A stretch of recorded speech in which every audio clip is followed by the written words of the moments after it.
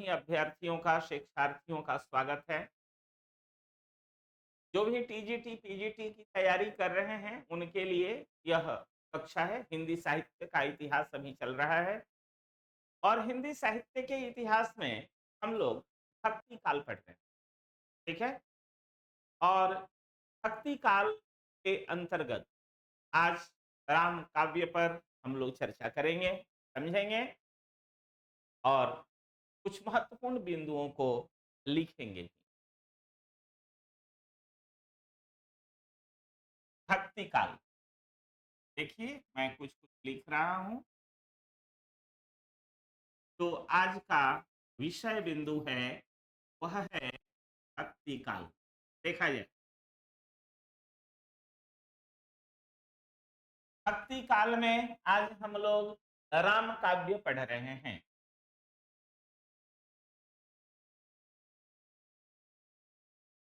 राम काव्य, ठीक है। हाँ, आज हम लोग पढ़ रहे हैं राम काव्य। तो भक्ति काल जो है, उसका समय विक्रम संवत 1375 से लेकर 1700 तक का है, ठीक है। भक्ति काल का जो समय है, यह विक्रम संवत, यही लिख देता हूं, ठीक है। विक्रम संवत 1375 से 1700 तक देखा जाए। विक्रम संवत 1375 से 1700 तक का जो समय है, वह भक्ति काल का समय है। इसे पूर्व मध्य काल भी कहा गया है। तो भक्ति काल की दो शाखाएं हुई, एक सगुण और एक निर्गुण।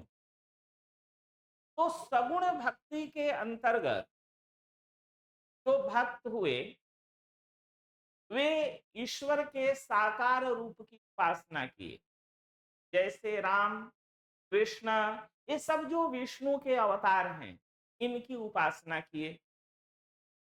जो निर्गुण धारा के अंतर्गत आए, वे साकार रूप को नहीं माने, निराकार रूप को माने। तो उनका कहना था कि ईश्वर निराकार है, उसका कोई रूप नहीं है, उसका कोई आकार नहीं, वह सृष्टि के कण कण में विद्यमान है। तो उस परंपरा में कबीरदास जी सबसे आगे आए। अब उनके शिष्य जो धर्मदास हैं, और परंपरा में, उस परंपरा में सुंदरदास है, बहुत सारे भक्त कवि हैं। तो निर्गुण भक्ति धारा भी दो शाखाओं में बंटी, एक ज्ञानाश्रयी शाखा और एक प्रेमाश्रयी शाखा। तो ज्ञानाश्रयी शाखा के अंतर्गत संत कवि हुए, संत काव्य जो हुआ उसमें कबीरदास आए। जो प्रेमाश्रयी शाखा हुई, से हम सूफी काव्य परंपरा के अंतर्गत रखे, तो उसमें मलिक मोहम्मद जायसी, उस्मान, असाइद, मंझन, कुतुबन, ये सब आए। भाव यह है कि चाहे आप निर्गुण पंथ को मानने वाले हों या सगुण पंथ को मानने वाले हों, आपकी मंजिल एक है, परमात्मा की प्राप्ति, ईश्वर की भक्ति। रास्ते अलग अलग हैं। गोस्वामी तुलसीदास जी ने भी लिखा है कि निर्गुण सगुण नहीं कछु भेदा, उसमें किसी प्रकार का कोई भेदभाव नहीं है। आप किस तरह से ईश्वर की उपासना करते हैं, उसे मानते हैं, यह आपके ऊपर निर्भर करता है।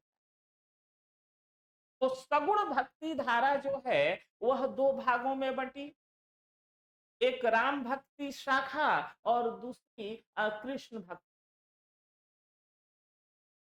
तो राम भक्ति शाखा के सर्वश्रेष्ठ कवि तुलसीदास माने जाते हैं, जिनकी रचना रामचरितमानस जो पवित्र ग्रंथ के रूप में है, वह हिंदुस्तान के प्रायः सभी हिंदू धर्मावलंबियों के घरों में है, लोग रखते हैं रामचरितमानस। अब राम काव्य परंपरा के अंतर्गत जो कवि हुए, जो भक्त हुए, वे दशरथ पुत्र राम को माने और वे राम विष्णु के अवतार थे। मनुष्य लीला करने के लिए इस पृथ्वी पर आए थे। तो मानव की जो प्रवृत्ति होती है, जो उनका स्वभाव होता है, वह सब उनके चरित्र में दिखता है। हालांकि वे विष्णु के अवतार थे। राम काव्य को आदर्श मानकर जो भक्त कवि उनकी उपासना किए, राम की उपासना किए, एक तरह से संपूर्ण हिंदू संस्कृति को, क्या पूरे समाज को उन्होंने एक अच्छा मार्ग सुझाया, जीवन का सच्चा दर्शन समझाया। अगर हम राम के व्यक्तित्व को लेते हैं, उनके चरित्र को लेते हैं, चलिए रामचरितमानस, अगर हम राम के चरित्र को लेते हैं तो आप देखते हैं कि राम मर्यादा पुरुषोत्तम है। पुरुषोत्तम मतलब पुरुषों में उत्तम। संपूर्ण रामचरितमानस में आप देखते जाएं राम के चरित्र को, सबसे पहले आप देखें कि एक पुत्र के रूप में उनका चरित्र कैसा है। राम एक आदर्श पुत्र है। पिता की एक आज्ञा पर वनवास को चल दिए। अभी अभी उनका परिणय संस्कार हुआ था। सीता नववधू के रूप में अयोध्या में पधारी थी, उनका आगमन हुआ था और इधर कैकेयी के उकसाने पर मंथरा ने कैकेयी को उकसाया था। ये सब प्रसंग है, अलग अलग की चर्चा हम लोग विस्तार से कभी करेंगे, हालांकि राम काव्य से ही संबंधित है। दशरथ ने राम को कहा कि तुमको 14 वर्षों के लिए वनवास होगा, वन में जाना होगा। राम ने एक बार भी नहीं कहा कि मैं वनवास नहीं जाऊंगा, मैं राज सुख प्राप्त करूंगा, राज्य का भोग करूंगा। राम सबसे बड़े भाई थे, उनका राज्याभिषेक होने वाला था। कैकेयी ने ठान लिया कि नहीं भाई, राम का राज्याभिषेक नहीं होगा, भरत का होगा, क्योंकि भरत उसके गर्भ से उत्पन्न हुआ। राम ने एक बार भी नहीं कहा कि मैं वन को नहीं जाऊंगा, और वे चले गए। पिता के प्रति जरा भी कटु भाव उनके अंदर नहीं आया। देखिए, एक पुत्र के रूप में राम किस तरह से अपने आप को व्यक्त करते हैं, यह संपूर्ण समाज को संदेश जाता है कि पुत्र को पिता के साथ कैसे रहना चाहिए। एक यही कारण नहीं है, बहुत सारे कारण हैं, मैं अति संक्षेप में आपको समझा रहा हूं। आप उनको एक भाई के रूप में देखिए। लक्ष्मण को जब शक्ति बाण लगा था तो किस तरह से राम गोदी में लेकर के विलाप कर रहे हैं, रात भर सो नहीं सके हैं।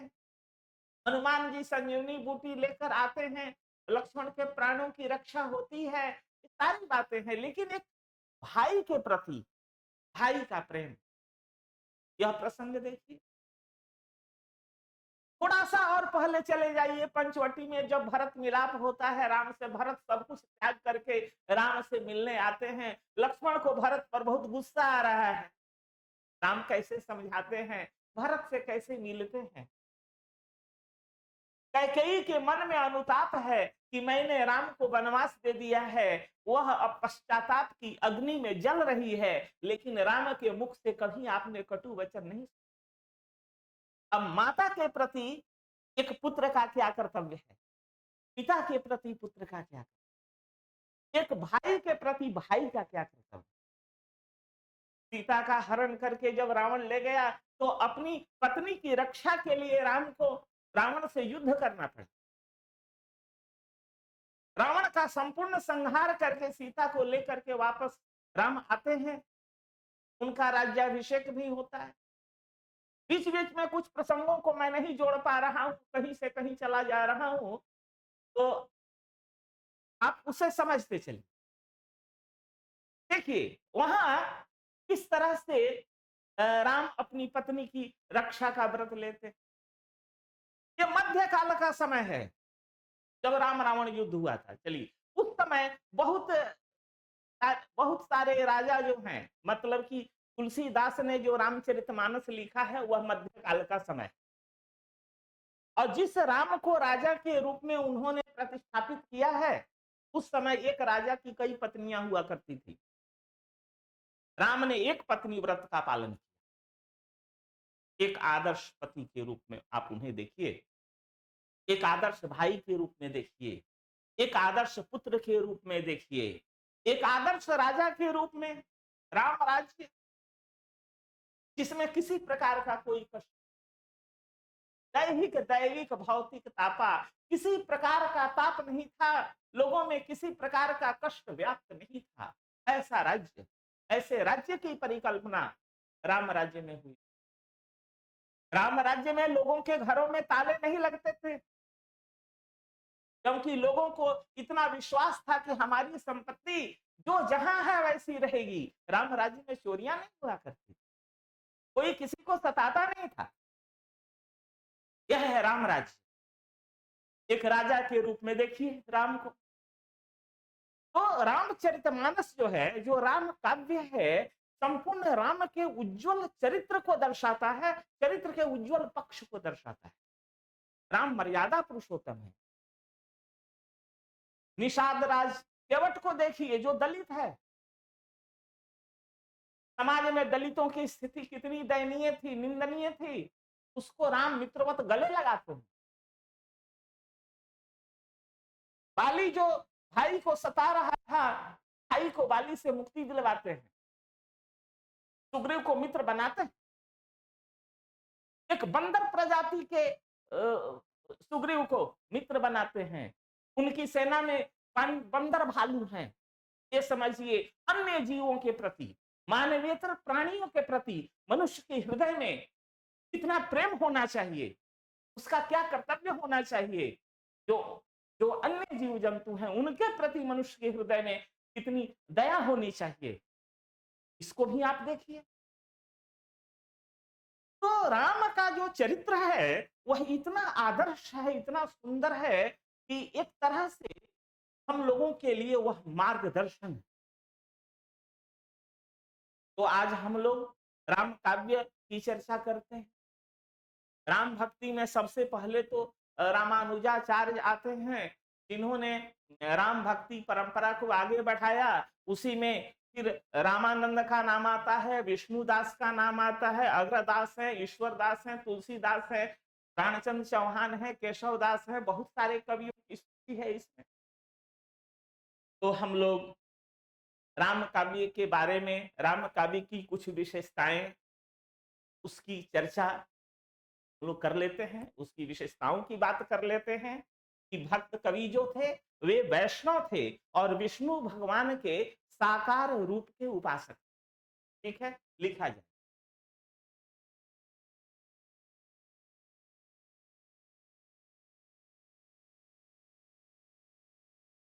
सभी वैष्णव भक्त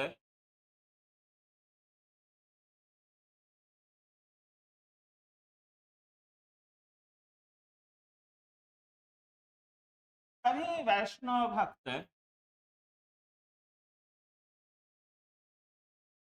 अपने आराध्य के, चलिए राम काव्य बात हो रही है तो राम ही लिखिए। सभी वैष्णव भक्त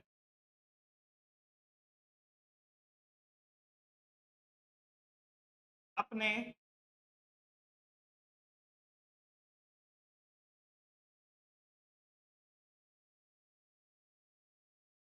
अपने आराध्य के साकार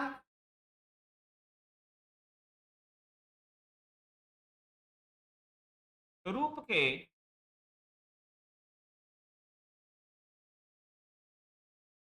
उपासक थे।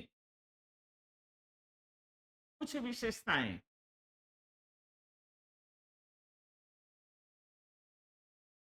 जो भी सगुण भक्ति है उसकी कुछ विशेषताएं हैं कि सभी वैष्णव भक्त अपने आराध्य के साकार रूप के उपासक थे। राम कृष्ण विष्णु के अवतार थे। इन भक्त कवियों ने उन्हीं की उपासना पर बल दिया। ठीक है, राम कृष्ण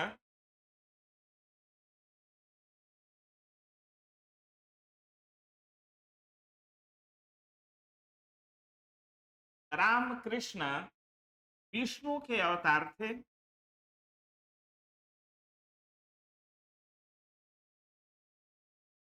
विष्णु के अवतार थे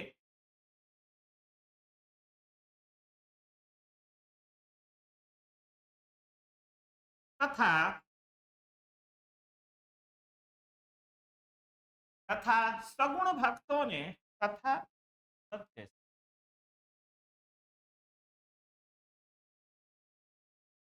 विष्णु के अवतार थे तथा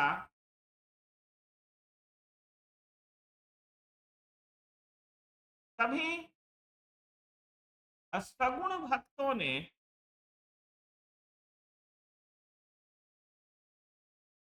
सभी सगुण भक्तों ने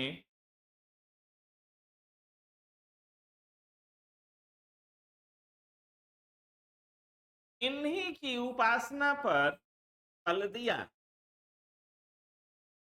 इन्हीं की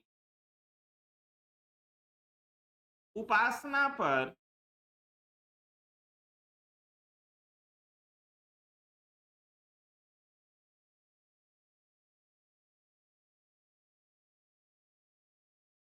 बल दिया। रामकृष्ण दोनों की चर्चा मैं इसलिए कर दे रहा हूं कि राम काव्य के बाद हम लोग कृष्ण काव्य ही पढ़ेंगे। ये भक्त कवि कविता को अभिव्यक्ति का साधन मानते थे, उसको इन्होंने साध्य कभी नहीं बनाया।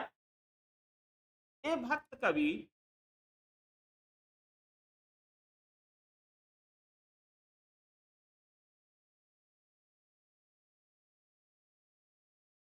ये भक्त कवि कविता को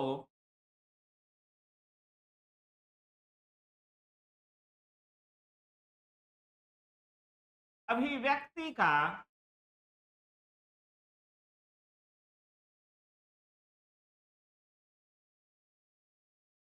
ये भक्त कवि कविता को अभिव्यक्ति का साधन मात्र मानते थे।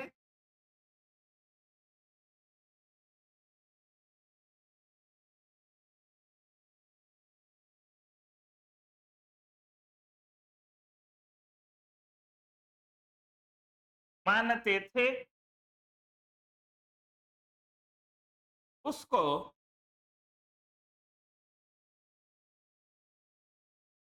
उसको इन्होंने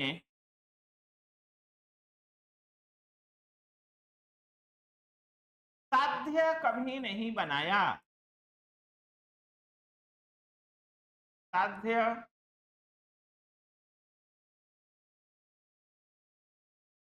कभी नहीं बनाया।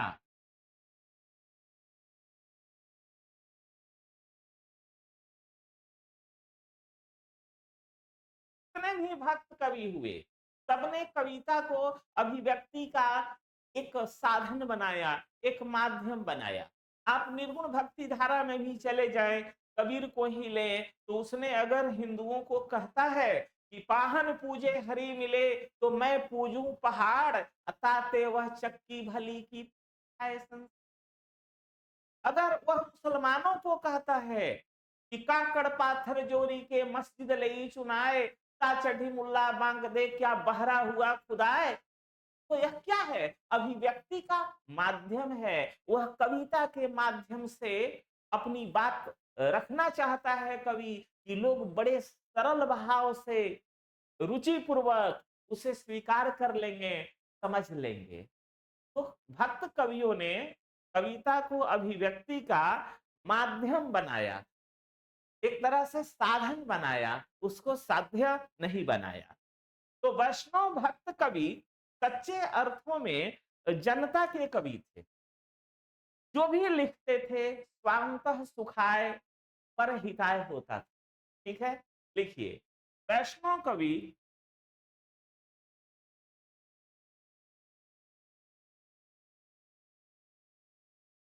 वैष्णव कवि वस्तुतः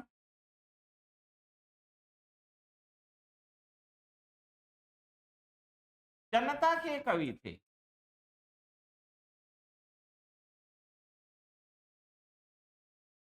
जनता के कवि थे।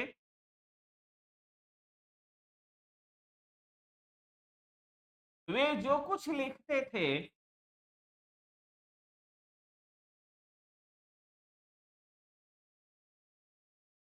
वे जो कुछ लिखते थे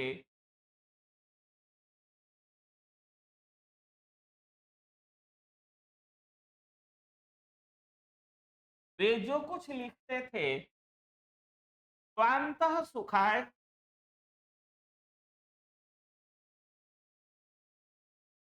स्वांतः सुखाय लोकहिताय।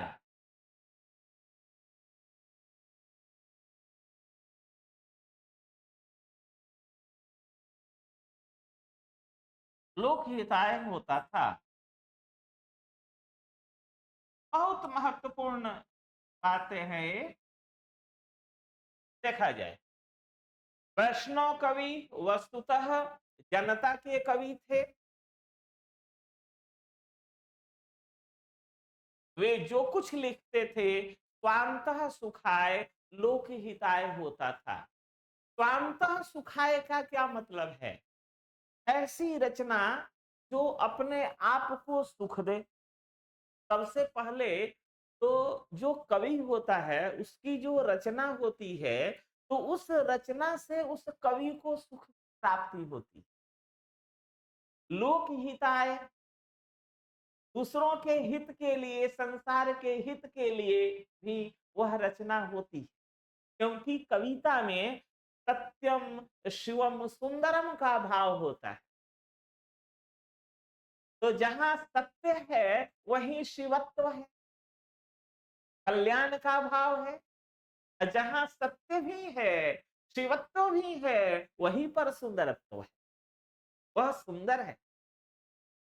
आचार्य मम्मट ने काव्य प्रकाश में सत्यम शिवम सुंदरम की बात की। तो लोक हिताय भी है। ऐसे भी साहित्य शब्द की परिभाषा लोग देते हैं कि सहितेन भावः, जिसमें हित का भाव हो, लोगों की भलाई का भाव हो, वह साहित्य है। तो राम काव्य जो साहित्य है वह लोकहिताय है। तो ये भक्त कवि अपने कर्मों एवं गुणों की अपेक्षा भगवान की कृपा को अधिक महत्व देते थे। ठीक है, यह बहुत महत्वपूर्ण चीज है। लिखिए, ये भक्त कवि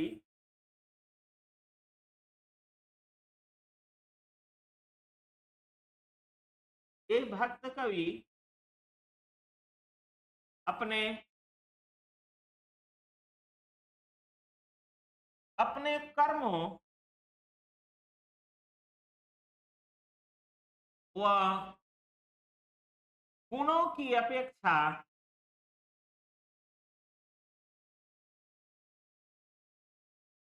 गुणों की अपेक्षा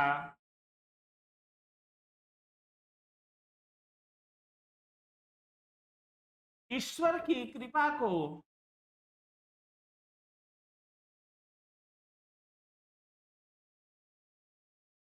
ईश्वर की कृपा को अधिक महत्व देते थे।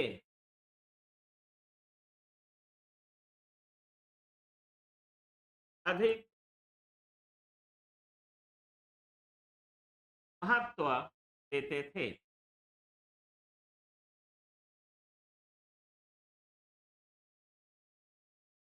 इनका मानना था कि हमारे कर्म, हमारे गुण कुछ भी नहीं है। जो कुछ होता है सब ईश्वर की कृपा से होता है। निर्गुण भक्तों ने भी तो यही माना है। कबीर ने क्या कहा है? बिनु हरि कृपा तृण नहीं डोले। माने बिना ईश्वर की कृपा के एक तृण भी, माने एक घास पत्ता भी अपनी मर्जी से नहीं हिल डुल सकता है। तो इस प्रकार ईश्वर की कृपा ही सर्वोपरि है। अपना ज्ञान, अपना गुण, अपनी बुद्धि कुछ भी नहीं। क्यों भाई? जानते हैं, जो नवधा भक्ति है उसमें जो वैष्णव भक्त कवि हुए, इन लोगों की भक्ति दास्य भाव की।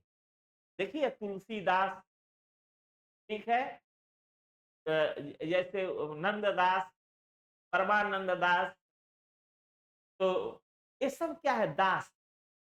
ठीक है, रैदास को देखिए, रैदास दास। तो दास्य भाव की भक्ति है। तो दास्य भाव में क्या होता है कि भक्त अपने ईश्वर को स्वामी और अपने आप को दास मानकर भक्ति करता है। दास कहते हैं सेवक को, नौकर को।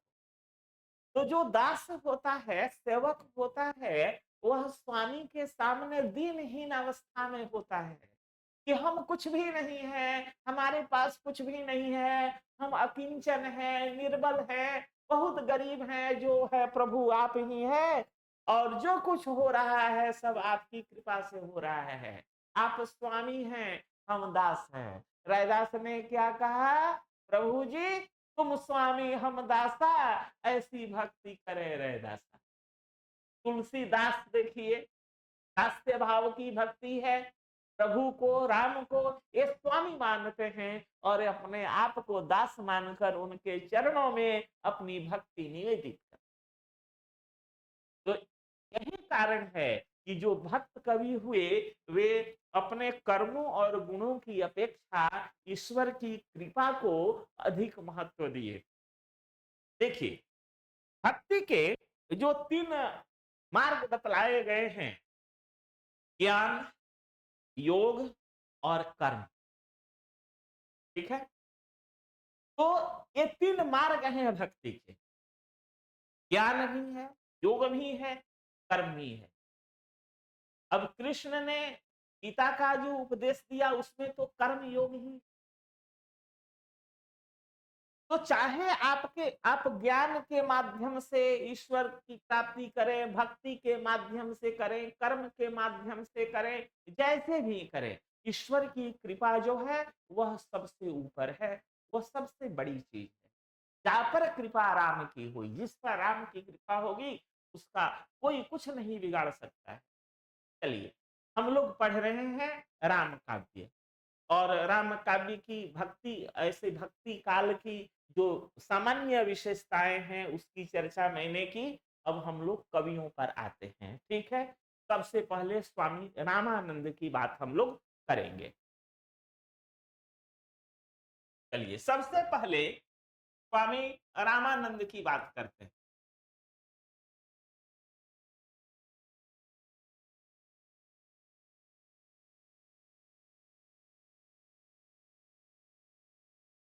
स्वामी रामानंद ये बहुत बड़े वैष्णव भक्त थे। इनका जो काल रहा, समय रहा, वह 1299 से 1440 ईस्वी तक का रहा। 1299 से 1440 ईस्वी। देखिए, दीर्घजीवी रहे, दीर्घायु रहे। 1299 से 1440 ईस्वी, 141 वर्ष तक का इनका जीवन काल रहा, रामानंद जी। इनका जन्म उत्तर प्रदेश के प्रयागराज में हुआ था। लिख लीजिए, इनका जन्म उत्तर प्रदेश के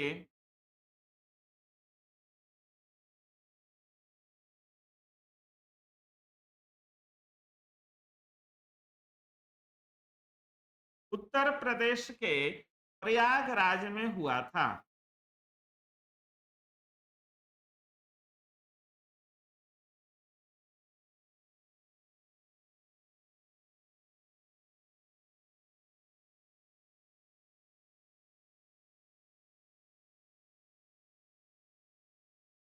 ठीक है, कब हुआ था? 1299 ईस्वी में इनका जन्म हुआ था, उत्तर प्रदेश के प्रयागराज। ठीक है, ये एक वैष्णव संत थे और राम कथा के ओज एवं माधुर्य भाव की तरस अभिव्यक्ति करके जनमानस को इन्होंने आप्लावित किया। ठीक है, देखिए, ये एक वैष्णव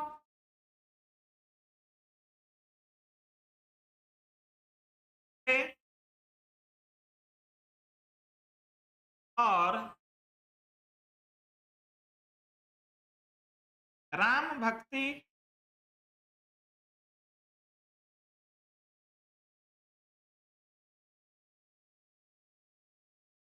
राम भक्ति के ओज एवं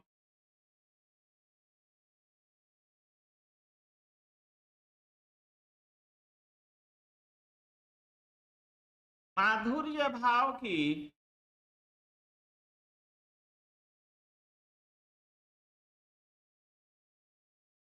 तरस अभिव्यक्ति करके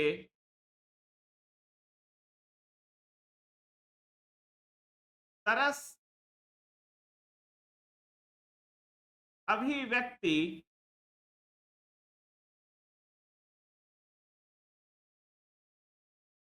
करके करके इन्होंने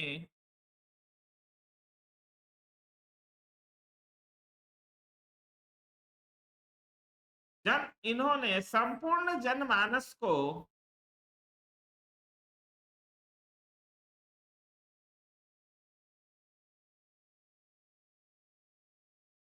इन्होंने संपूर्ण जनमानस को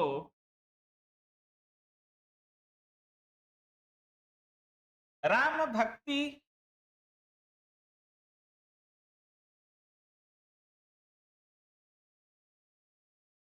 राम भक्ति की सरिता में राम भक्ति की सरिता में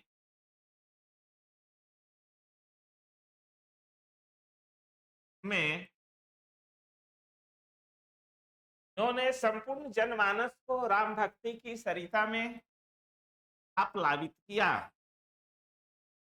आप्लावित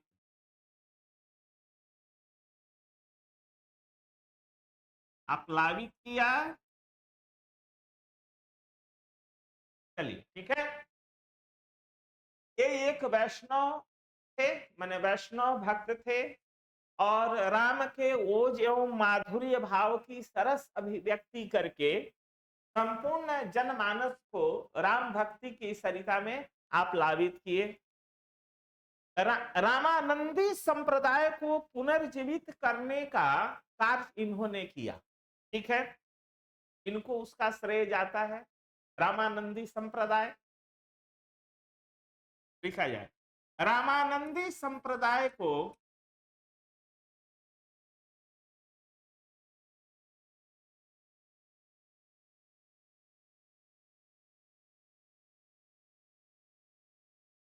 रामानंदी संप्रदाय को पुनर्जीवित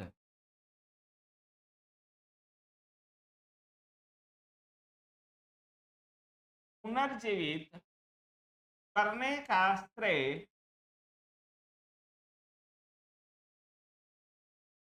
पुनर्जीवित करने का श्रेय इन्हें ही जाता है।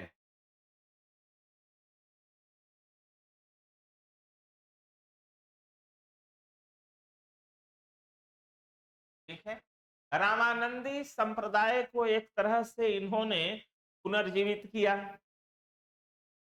दूसरी बात इनके संबंध में सामने आती है कि इन्होंने काशी के पंचगंगा घाट स्थित त्रिमठ में गुरु राघवानंद जी से दीक्षा ली थी। ठीक है, यह भी लिख लीजिए। इन्होंने इन्होंने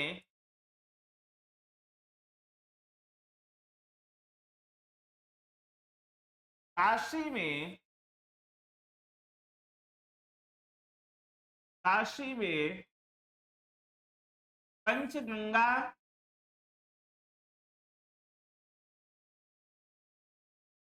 पंचगंगा घाट पर स्थित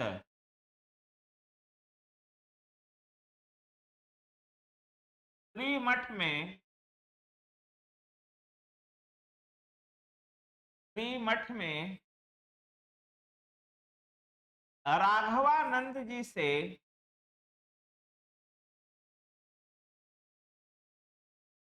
राघवानंद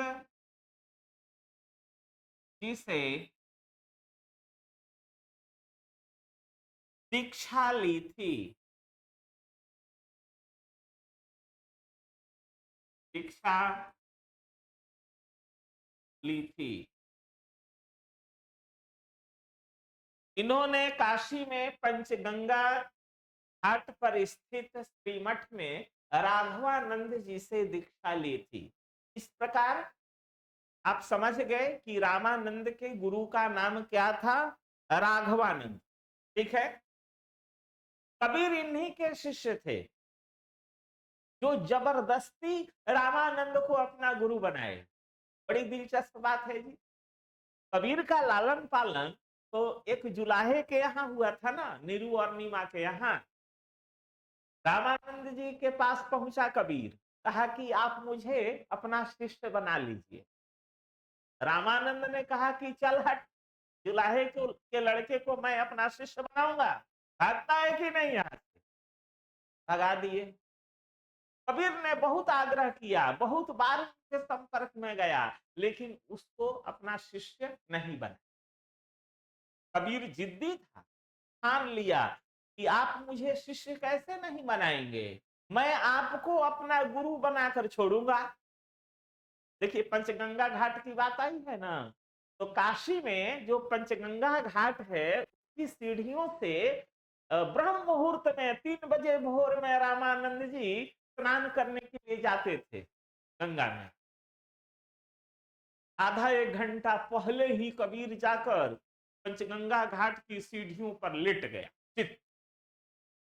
रामानंद जी आदत के मुताबिक उतरे गंगा में स्नान करने के लिए। जैसे सीढ़ियों से नीचे उतरे कि एक सीढ़ी पर तो कबीर लेटा हुआ था, उसके की छाती पर रामानंद जी का पैर पड़ गया। जैसे ही पैर पड़ा तो उनके मुख से निकला राम राम। कबीर उठ करके वहीं उनके चरण पकड़ लिया और कहा कि आपने तो मुझे राम नाम का मंत्र दे दिया, अब आप मेरे गुरु हो गए।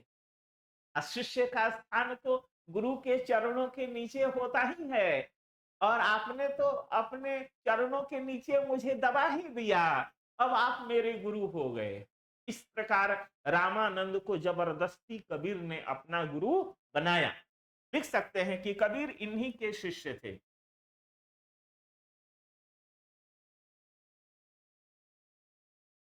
क्योंकि इतना बड़ा भक्त है तो इसका जिक्र इनके साथ होना चाहिए।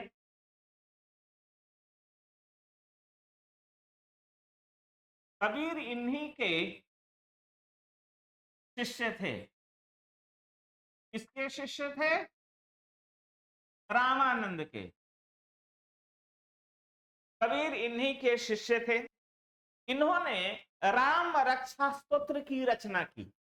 हुआ ना भाई, कोई कवि है, भक्त है, तो उसने किस पुस्तक की रचना की? राम रक्षा स्तोत्र। यह लिख लीजिए, इन्होंने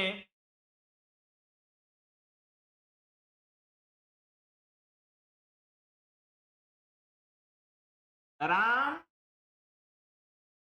रक्षा स्तोत्र, ऐसे ही लिखिएगा, राम रक्षा स्तोत्र की रचना की।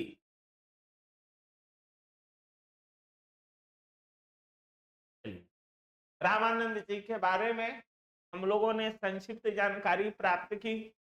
अब इसके बाद हम लोग अगले कवि को पढ़ते हैं, विष्णुदास को पढ़ते हैं। जितना हो सकता है पढ़ेंगे हम लोग।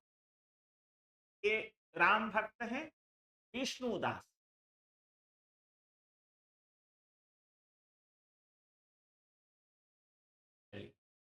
ये दूसरे भक्त हैं, दूसरे राम भक्त हैं। ठीक है, इनका जन्म विक्रम संवत 1470 के लगभग ग्वालियर में हुआ था। लिखिए, इनका जन्म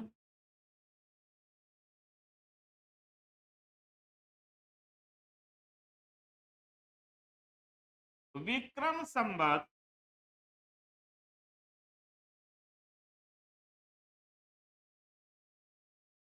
1470 में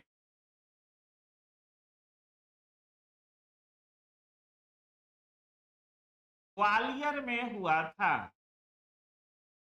ग्वालियर,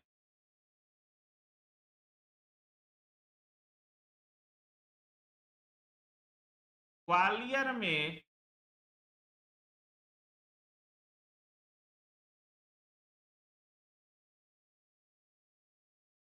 हुआ था।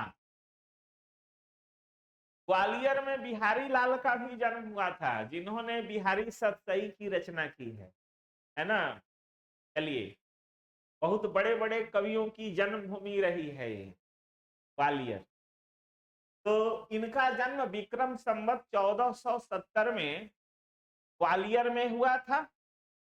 भगवान विष्णु के प्रति उनकी भक्ति के कारण उन्हें विष्णु साख्यपन्न की उपाधि दी गई थी।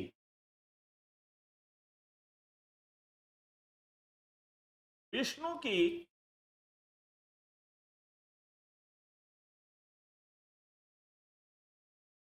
अनन्य भक्ति के कारण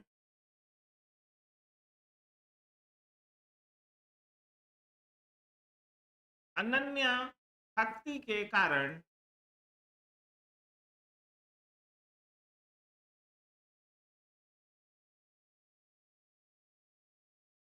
अनन्य भक्ति के कारण इन्हें इन्हें विष्णु साख्यपन्न, देखिए शब्द देखिए ठीक से, विष्णु साख्यपन्न, नन्ना संयोग, विष्णु साख्यपन्न की,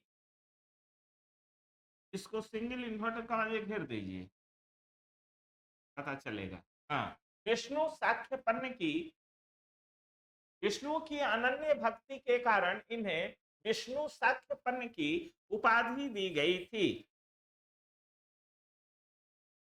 उपाधि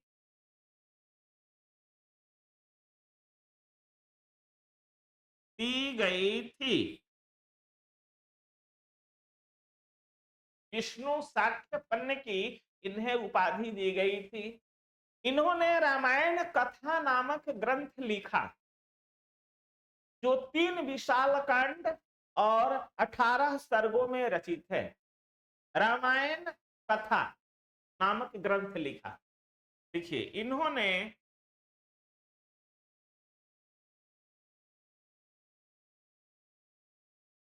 रामायण कथा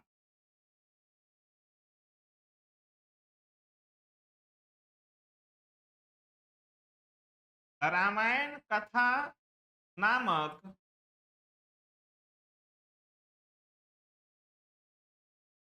ग्रंथ लिखा।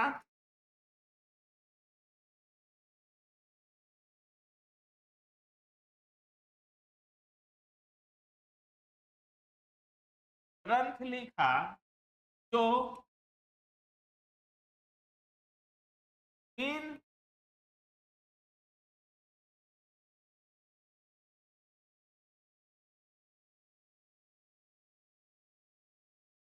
तीन विशाल कांडों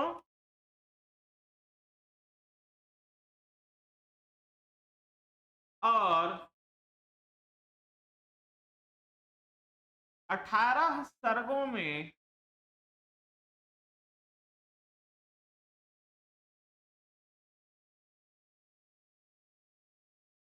भी रचित है।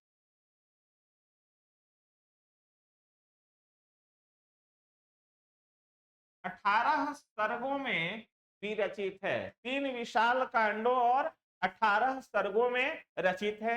इसमें राम के राज्याभिषेक तक की कथा है। इसमें राम के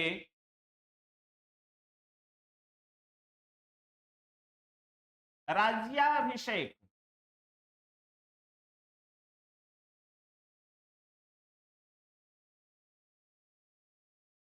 इसमें राम के राज्याभिषेक तक की कथा है।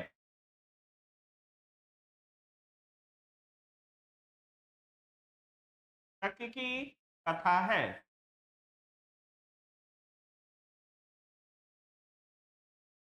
चलिए, विष्णुदास के बारे में इतनी संक्षिप्त जानकारी होनी ही चाहिए। चलिए, अब हम लोग दूसरे कवि को पढ़ते हैं, भक्त कवि को, अग्रदास।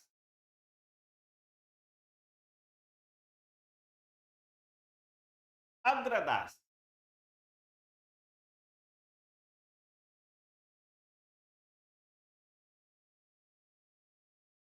चलिए,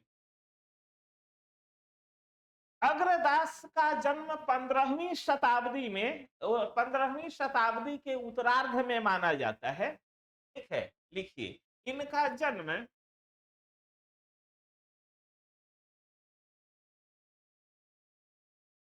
इनका जन्म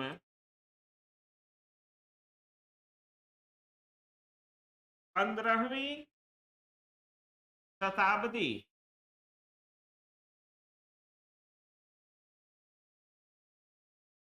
15वीं शताब्दी के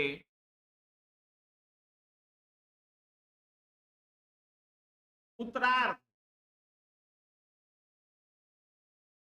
में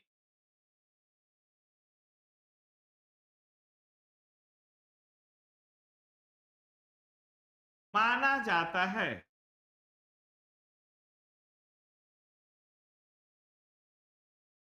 15वीं शताब्दी के उत्तरार्ध का मतलब 1480, 85, 90 के आसपास। बिल्कुल सटीक जानकारी साहित्यकारों को नहीं है। बहुत बार ऐसा हुआ है, कारण कि लोग ये नहीं ना जानते थे कि कोई व्यक्ति जो आज जन्म लिया, कोई बच्चा, तो आगे चलकर इतना महान बनेगा कि उसकी जन्म तिथि लिख करके लोग रखेंगे। पहले तो लोग जन्म तिथि कहाँ लिखते थे, अनुमान के आधार पर ऐसा माना जाता है। तो इनकी रचना राम ध्यान मंजरी और पदावली है। इनकी प्रसिद्ध रचनाएं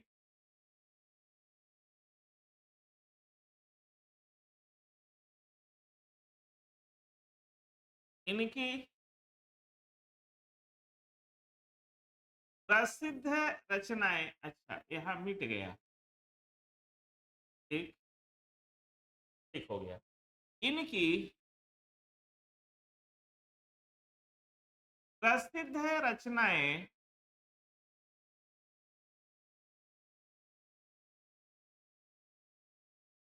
राम ध्यान मंजरी,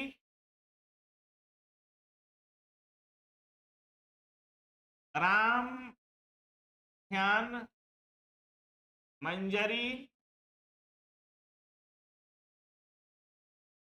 और पदावली हैं।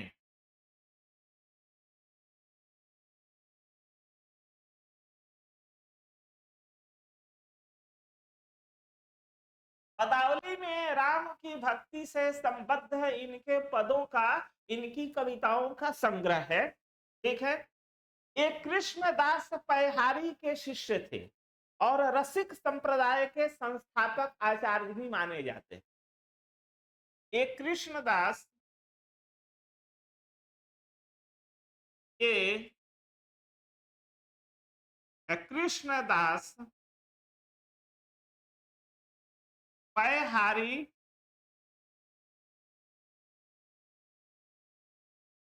के शिष्य थे।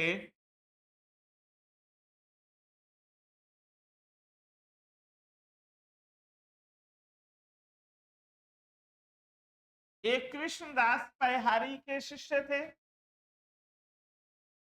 ये रसिक संप्रदाय, दूसरे बिंदु में लिख लीजिए, ये रसिक संप्रदाय के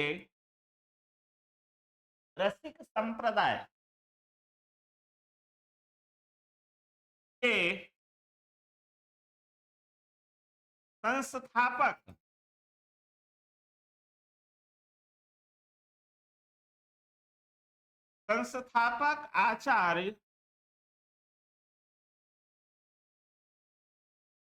ही माने जाते हैं।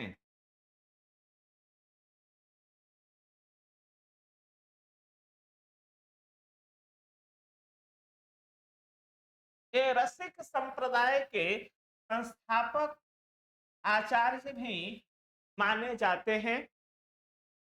इन्होंने राम भक्ति काव्य धारा में रसिक भावना का समावेश किया। इन्होंने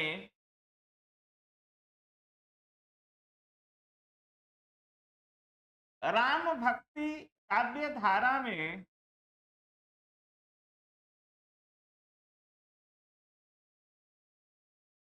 राम भक्ति काव्य धारा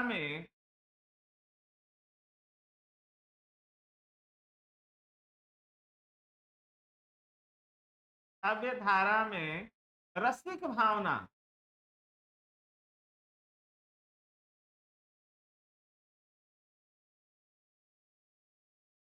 काव्य धारा में रसिक भावना का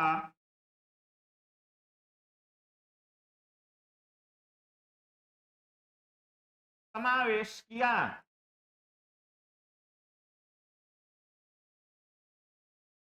रसिक भावना का समावेश किया। ठीक है। अग्रदास के बारे में इतनी जानकारी हम लोगों ने प्राप्त की।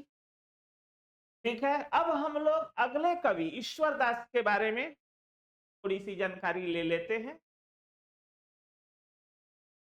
ईश्वर दास देखा जाए,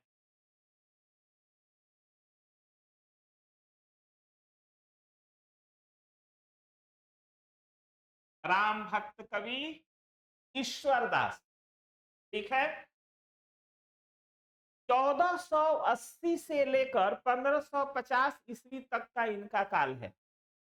1480 से 1550 ईस्वी।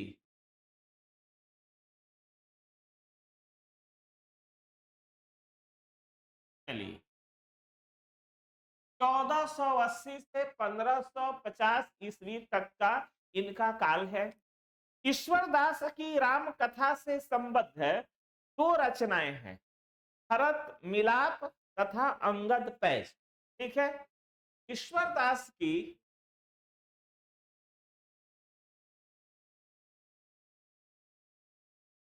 ईश्वर दास की राम भक्ति से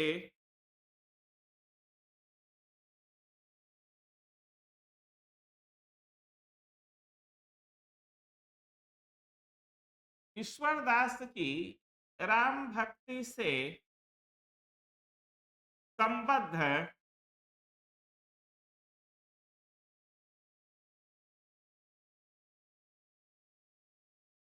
दो रचनाएं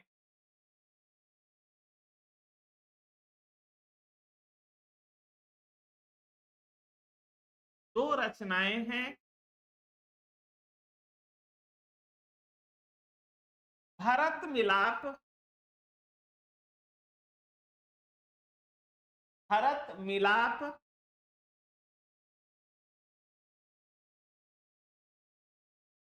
और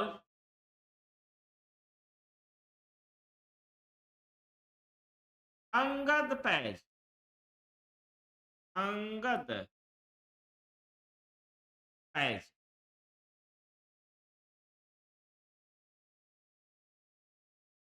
भरत मिलाप में जहां भरत राम से वन में पंचवटी में मिलने के लिए आते हैं, उस समय क्या क्या होता है, कैसे कैसे मिलन होता है, उसकी चर्चा है।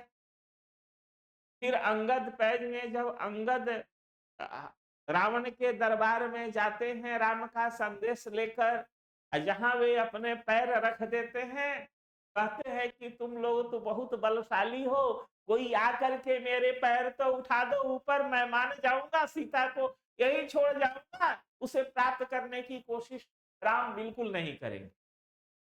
बारी बारी से सभी वीर योद्धा आ आकर अंगद के पैर उठाते हैं, लेकिन अंगद का पैर टस से मस नहीं होता है। अंत में रावण खुद आता है। अब रावण इतना बलशाली था, वह तो अंगद के पांव उखाड़ कर फेंक ही देता। जैसे ही वह अंगद के चरणों में झुकता है पैर को उठाने के लिए, अंगद कहते हा रहने दो, रहने दो, मेरे पैर पड़ने से तुम्हारा कल्याण नहीं होगा, भगवान राम के चरणों में जाकर के गिरो, उनके चरणों में पड़ो, तब तुम्हारा कल्याण होगा। तो इस तरह से अंगद पैज में उसकी कथा है। अंगद के चरित्र के बारे में शुरू से लेकर के अंत तक उसकी बात वहां आती है। इनकी रचनाएं दोहे एवं चौपाइयों में मिलती। इनकी रचनाएं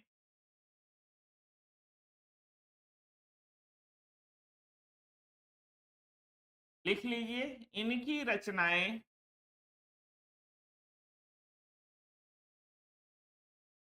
दोहे एवं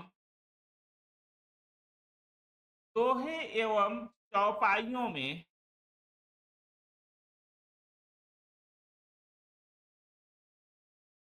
दोहे एवं चौपाइयों में हैं। ठीक है, इनकी रचनाएं दोहे एवं चौपाइयों में हैं। इनकी भाषा ठेठ अवधि है, यह भी लिख लीजिए। इनकी भाषा ठेठ अवधि है।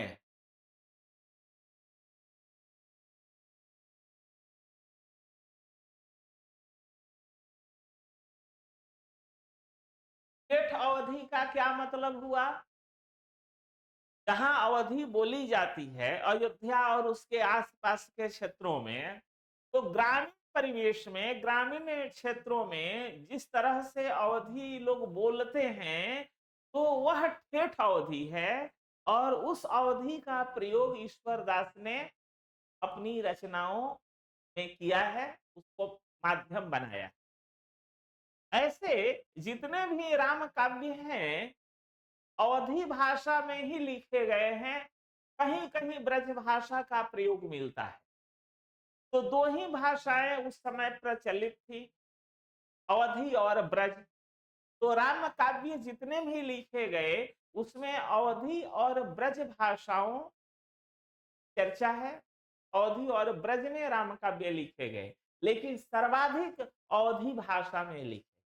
ठीक है, तो आज सिर्फ इतना ही। फिर हम लोग मिलते हैं अगली कक्षा में। और भी राम भक्त कवि हैं, उनकी चर्चा हम लोग करेंगे। तब तक के लिए शुभ विदा।